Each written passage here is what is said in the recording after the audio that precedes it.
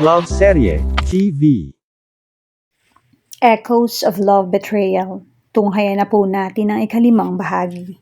Sa pagkakaalam ko, miss, trabaho kong siguruhing nasa mabuting lagay ka. I'm not kind to you for any purpose. Ginagawa ko kung anong sa tingin kong dapat na maging concern ko. Saad ni Sam. Sa totoo lang, hindi niya alam kung bakit kailangan niyang ipaliwanag ang bagay na yon sa dalaga at kung bakit ito nagtatanong ng ganoon sa kanya. Lumunok si Eliza. Hindi ka kasi katulad ng iba. Ibang? Yumuko ito. Yung mga dating naging bodyguards ko. So may mga nauna muna sa akin. Nakaramdam siya ng disappointment. Ang isiping may ibang taong pumoprotekta dito, bukod sa kanya, ay sadyang nakakabahalang bagay. Sam thought it was absurd. He never felt this disturbed before. Wala siyang kahit na ano o sinong inaalala kapag nasa misyon, kundi kung paano niya masasakatuparan ng mga plano. Alam mo ba talaga kung anong trabaho mo? Kunot noong tanong ng dalaga. Kumunot din ng noo niya. Are you kidding me? Anong klaseng tanong yan? Obvious naman hindi ba? Nag-apply siya bilang bodyguard ni Congressman Leviste pero si Eliza na ngayon ang kasama niya sa halip na ang taong magiging daan niya para malutas ang kasong hawak. Dapat nga ay wala siyang inaaksayang oras. Wala siya dapat doon na prenteng kumakain at nakikipagkwentuhan sa kliyente niya. Kailangang unti-unting isakatuparan niya ang misyon. Ngunit nang makita niya ang mukha ni Eliza, ay parang ulap na nahawi kung ano mang tumatakbo sa isip niya ng mga sandaling iyon. Hindi ako nagbibiro. Kung wala kang kaalam-alam, hindi mo dapat pinasok ang trabahong to. Wait, hindi kita maintindihan. May dapat ba akong malaman? Ano bang ibig mong sabihin? Wala ka talagang alam? Ikaw ang taong pinadala ng agency, hindi ba? Inaasahan mo bang paniniwalaan talaga kita? Natigilan si Sam. Agency? Anselty Security Agency. Ang ahensyang iyon ang kontak ni Dad. The agency that blocked from getting in touch with the congressman. May kung anong kabang bumundol sa kanyang dibdib nang may mapagtanto siya. Bakit ang bodyguard lang ni Eliza ang tanging nanggagaling sa ahensyang iyon? Ang mga datos niya sa tauhan ng congressman ay walang kinalaman sa nasabing agency. Maging ang mga personal bodyguards nito maliban kay Conrado. Isa lang iyong maliit na bagay pero kahina-hinala para sa kanya na dumaan sa maraming undercover. Hindi niya iyon pwedeng baliwalain. May nakaligtaan ba siyang imbestigahan? May butas ba siyang hindi nakita sa kaso? Ang tanging naging concern lang niya ay mapasok ang mansyon ng politiko. Kaya hindi niya nabigyan pansin ng iba pang detalye. Ang mga sinabi sa tinatanong ni Eliza ay hindi pa tungkol sa kanya, kundi sa orihinal na magiging ahente sana na nanggaling sa mismong ahensya. But he intruded into the system. He had a little background in hacking, thanks to Ama who taught him the basics. Madali niyang napasok ang data record at nagkaroon siya ng access sa mga email na natanggap ng agency. Of course, it was detected. Pero bibilang muna ang mga ito ng 5 taon bago nila matukoy kung sino ang nag-hack sa system nila sa libo-libong encryptions na kailangang i-decode ng mga ito. Doon niya na-trace at na-block ang mensaheng nanggaling mismo sa account ng politiko. Ang hula niya ay ang alalay nitong si Conrado ang nagpadala ng request sa ahensya. Mukhang multitasker ito at may alam pagdating sa electronic processor, pero duda siyang may idea si Conrado sa hacking dahil hindi nga nito nakumpirma na nagkaroon ng factotum at naharang ang mensahe nito. Pineke niya ang resume na pinadala niya sa mga ito bilang aplikante. Yun kasi talaga ang inaabangan niya, ang pagkakataong magkaroon ng koneksyon sa mga aktibidades ng congressman. Nagpanggap siyang isang security agent sa ahensyang iyon ni hindi nga niya kilala. Kaya nang dumating siya ay wala ng question pa tungkol sa pagbe-verify ng identity niya. But the fact na hindi niya alam ang background ng ahensya ay naging isang malaking suliranin. Para siyang nangangapa sa dilim sa mga tanong ni Eliza. I am from Celti. Maaaring pagsisinungaling niya. Sinalubong niya ang mga mata nito. Kitang-kita ni Sam ang naging pagbabago sa ekspresyon ng dalaga. Napalunok si Eliza at humigpit ang pagkakahawak sa kubyertos. Naging matilim ang mga mata nito. Kung ganon, hindi ako magtitiwala sa iyo kahit ano pang mangyari. Hindi sinubukang ilayo ni Sam ang paningin kahit nababasa niya sa dalaga ang matinding pagkamuhi. May kung anong apoy sa mga mata nito. Anong kinalaman ng ahensyang yun sa dalaga at tila bumabalik ang pagiging mailap nito pagkabanggit pa lamang sa pangalan ng ahensya. Well, may paraan para malaman. Pwede niyang tanungin si Eliza. Kung hindi niya ito mapakanta, ipipilitin niya. Kung hindi ito magpapapilit, ay madali niyang mapapasailalim sa isang torture. Tulad ng dating ginagawa niya sa kahit na sinong taong pwede niyang mapagpigaan ng impormasyon. She was just a fragile girl, madaling magapi at matakot. Pero habang tinitingnan niya ang dalaga, ay nabubura iyon sa kanyang isip. Unang beses sa buhay niya na hindi niya gagamitin ang dahas sa isang taong pwede niyang mapakinabangan sa kanyang misyon. Hindi ko kailangan ng tiwala mo para protektahan ka, miss. Pero ayaw at sa gusto mo, asahan mong lagi ako nakadikit sa'yo. Siguro nga mas mainam na wag mo akong pagkatiwalaan. Ipinapakita lang niya na pinahahalagahan mo ang buhay mo. Sa uri ng trabaho na meron yung ama mo, walang sasantuhin ng kahit na sino para lang pabagsakin siya. Kahit pa idamay ang kaisa-isang anak niya. Nagbaba ito ng tingin. Kung ganun lang kasimple ang problema, parang mas masarap mabuhay, hindi ba? Lalong kumunot ang noo ni Sam. Sa tono ng pananalita ng dalaga, ay parang ayaw na nitong mabuhay pa sa mundo. Isang nilalang na anumang oras maisip itapon ng buhay ay gagawin ng walang hesitasyon.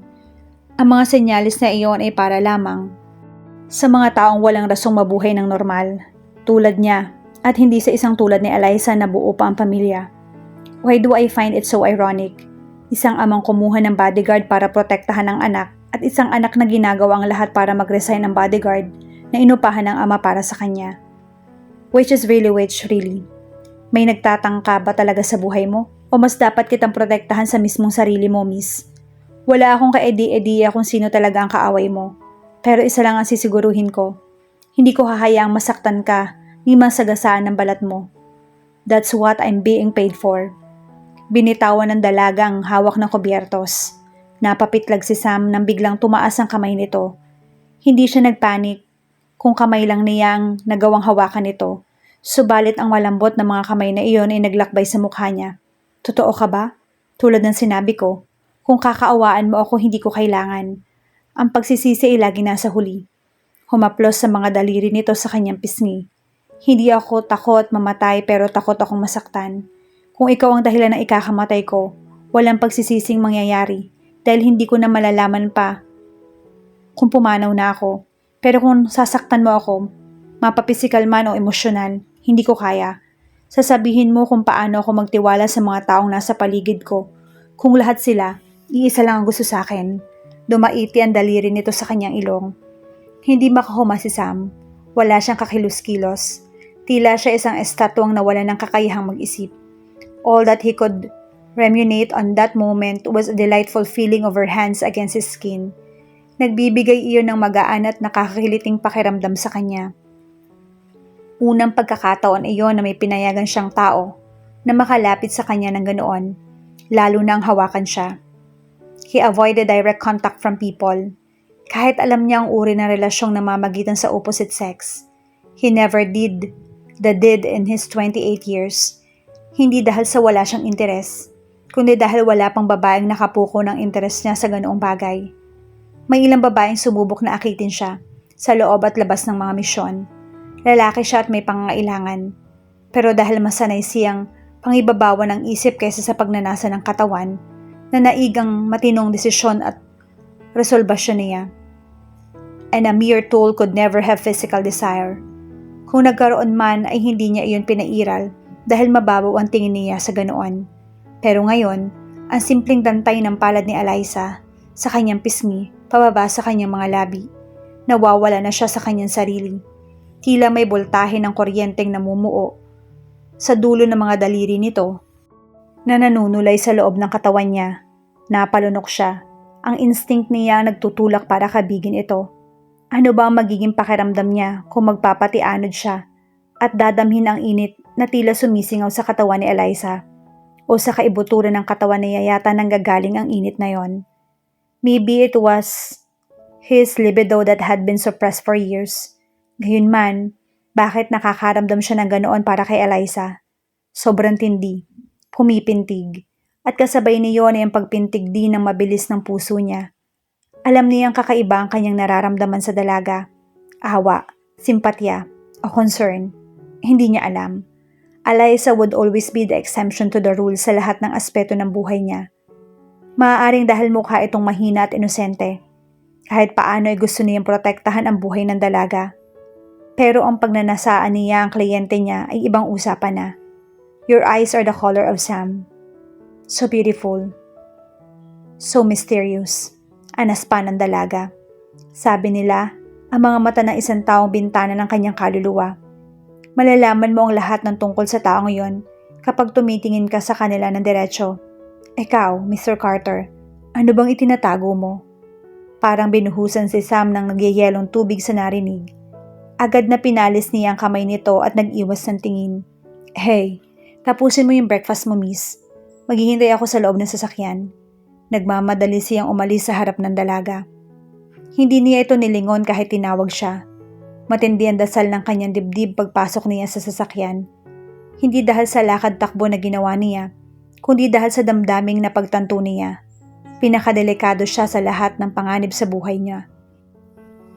Pakiramdam ni Eliza iniiwasan siya ni Mr. Carter sa sumunod na araw. Well, ginagawa pa rin naman ito ang trabaho nito. Hatid sundo siya sa school at tila aso ito na laging nakabuntod saan man siya magpunta. Pero mas talong tumahimik ito. Tumedistansya ito kapag nilalapitan niya. Bumuntong hininga siya. Idiot. Ito naman ang gusto mo, hindi ba? Ang maputol paunti-unti ang koneksyon nyo ng bodyguard mo. Kaunting panahon na lang ang nalalabi sa'yo. Kung ayaw mong matalo sa laro, huwag kang magpapa-apekto sa mga tao sa paligid mo. Ipinagpatuloy niya ang pagtatype sa laptop. Ngunit hindi niya nilulubayan ng tingin si Mr. Carter sa sulok ng kanyang mga mata. There were a lot of numbers and encryptions on the screen of her PC. She was thrilled. Bihasang gumagana ang kanyang utak na dumadaloy sa kanyang mga daliri. Tens, hundreds, thousands. She was literally cracking. Error pa rin ang lumabas. Pero ilang araw lang naman iyon. Na-decode na niya ng halos kalahati. It was not that easy to decipher the encryptions of the invader because he used a lot of shortcuts to mislead her. Pero hindi siya madaling maisahan. Alam niya kung saan siya hindi pwedeng magkamali. There were codes that were actually a Trojan horse. Sira ang program ng computer niya sa mga viruses kapag nagkataon. Hindi siya IT student para sa wala. Kung hindi niyon ini-update ang firewall niyon, ay madali niyang mapasok ang system. Eliza, natulala siya na makita mismo sa harap niya ang mukha ng bodyguard. Mabilis na isinara niya ang laptop. Yes, sa pagkagulat ay sobrang lakas ng kabog ng kanyang dibdib. Tumaas ang isang kilay nito. Ayos ka lang? Namumutla ka? Hindi, anemic lang talaga ako. Anong kailangan mo? Nilagay niya ang laptop sa kanyang kandungan. Nothing important. Minarinig lang akong huni ng pusa yata. Diyan sa may garden. May alaga ba kayong hayop dito sa mansyon? Hindi siya nakahuma. Patay. Nakalimutan kong pakainin si Mingming. Umiling na lang siya. Tinitigan siya ni Mr. Carter. Sigurado ka? Tumango naman siya. Ikiniling nito ang ulo. Alright, baka imagination ko lang. Sandali. Nahila ni Eliza ang kamay nito bago pa ito tumalikod. Nang humarap ito ay kitang-kita niya ang ginawa nitong paglunok. Bumaba ang tingin ng binata sa kamay niya nakakapit sa braso ng lalaki. Automatikong binitawan niya iyon. Naiilang na nga siya rito ngayon. Lalo pa siyang naiilang dahil sa weird na reaksyon nito. Kailangan kong pumunta sa grocery store. Ubus na ang stock ng pagkain ni Mingming. Parang gusto niyang sambahin ang lahat ng santo nang ngumiti ito. Matipid ang ngiti nito, parang ismid na, pero wala siyang pakialam. Himala nang ngumiti ang binata. Sa ilang araw na hindi sila nag-uusap, ay nakakapanibago ang ginawa nitong pag-approach sa kanya. Na nakasakay na sila ng kotse, ay hindi kumikibo ang binata habang nagmamaneho. Napako ang mga mata nito sa daan. Apektado ka ba sa mga sinabi ko? Basag niya sa katahimikan. Hindi nagsalita ang binata. Mukhang hindi nito gustong pag-usapan ng tungkol sa bagay na yon. Pero hindi nito maaaring takasan ang lahat. Ganoon din siya. Kung mamamatay ako, mas gusto kong sa mga kamay mo. Marahas na bumuntong hininga ito. Why do you always say that I'm going to kill you when I'm just here to guard you? At pwede bang tigilan mo na ang pagsasabi mong mamamatay ka? Kung sasabihin mo ang lahat sa akin, mas maiintindihan ko. Pero mukhang kailanman ay hindi mo magagawang magtiwala. Dahil ginawa mo rin yun sa lahat ng taong nakapaligid sa'yo. I may be just a kid in your eyes but I can read into pretense. At least, hindi mo tunay na pangalan yan. Bigla itong nagpreno at muntik na siyang mapasubsob sa dashboard kung hindi siya naka-seatbelt, na ito mismo ang nagpilit magkabit sa kanya. Saan mo nakuhang ideyang yan? Malimig at mariing tanong nito. Nagbabadya ang panganib sa tono nito. Nakaramdam ng takot si Eliza. Tama bang i-provoke niya ang taong ito? He was from Zelty after all. Although hindi niya nakita sa record ng ahensya ang profile nito, hindi niya pwedeng alisin ang posibilidad na bagong agent ito. Sa R section, lahat na naging bodyguards ko na nanggagaling sa Zelty ay gumagamit ng alias. Hindi ka naiiba sa kanila. Hindi mo ibinigay ang tunay na pangalan mo. Kung ang trabaho mo ay pagkitil ng buhay ng tao. Napaiktad siya nang biglang saklitin nito ang braso niya. Tumayo ang lahat ng balahibo nito sa katawan nang bumaling ito sa kanya. Matalim ang abuhing mga mata nito. His expression was serious as hell. At napangiwi siya nang humigpit ang pagkakadaklot nito sa braso niya. Tama ka. Di ibibigay ng isang killer ang pangalan niya. Pero ibang usapan na kung balak niya pang patayin ang biktima niya. Ramdam niya ang panginginig ng kanyang katawan. Ang pangangatog ng baba niya habang parang tila may patalim sa mata ng bodyguard na nakatunghay sa kanya. Akala ko ba hindi ka takot mamatay? Why the heck are you trembling? Gusto mo bang malaman ang tunay na pangalan ko? Kung sasabihin ko, alam mo na kung ano mangyayari sa'yo. Sabi ko nang hindi ako takot sa kamatayan pero ayokong masaktan. Kung ikaw ang tatapos sa buhay ko, mas gugustuhin ko yon kaysa kahit na sinong tao sa paligid ko.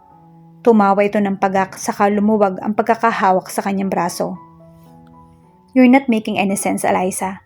Bigkas nito sa pangalan niya sa unang pagkakataon. Kung sa normal na sitwasyon, ay lubos niyang ikakatuwa iyon. Gusto mong tapusin kita nang hindi nasasaktan? Gusto kong malaman ang tunay na pakay mo, ang pagkatao mo, ang lahat-lahat sa'yo. If this is your first dirty job, huwag mong sayangin yung buhay mo sa tulad ko. Definitely mamamatay lahat ng tao, kasama ka at kasama ako. Sa uri ng mundong ginagalawan ko tulad ng sinabi mo, maaring bukas isa na lang akong palutang-lutang na bangkay sa ilog. Bodyguard kita, pero bakit parang hindi mo lang pinasok mo? Paniguradong may tinatago ka. Kung sasabihin ko ang sikreto ko, sabihin mo muna ang sayo.